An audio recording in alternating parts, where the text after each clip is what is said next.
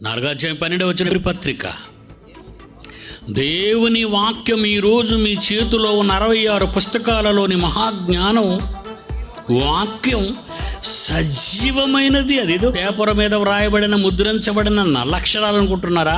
కాదర్రవి, అవి కాదు. జీవము గల దేవుని మాటలవి. దేవుని వాక్యము సజీవమై బలము గలదై రెండంచులు గల ఎటువంటి ఖడ్గము కంటే వాడిగా ఉండి ప్రాణం, రక్తం, బాగా వినండి, దేహమునకు ప్రాణం, రక్తం, ప్రాణం, ఆత్మ అంటే దేవుని భాగంలోకి వెళ్తుందట. అది ఆత్మ.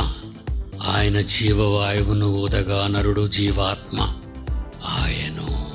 ఈ వినబడుతున్న మాట దేహములోనికి ప్రవేశించడం వరకే శాస్త్రం కనుగొంది. ఇప్పుడు మీరు చూశారు, DNA కేంద్రక స్థానం వరకు వెళ్ళి ఆగిపోయింది, మళ్ళీ బ్యాక్ అయిపోయింది. కానీ నేను చెబుతున్న ఈ మాట, దేవుడు రాయించిన ఈ మాట, ప్రాణము దేహంలోకి, ఆత్మ ఆత్మలోకి వెళ్ళాలా? ఆత్మలోకి వెళ్ళాలి.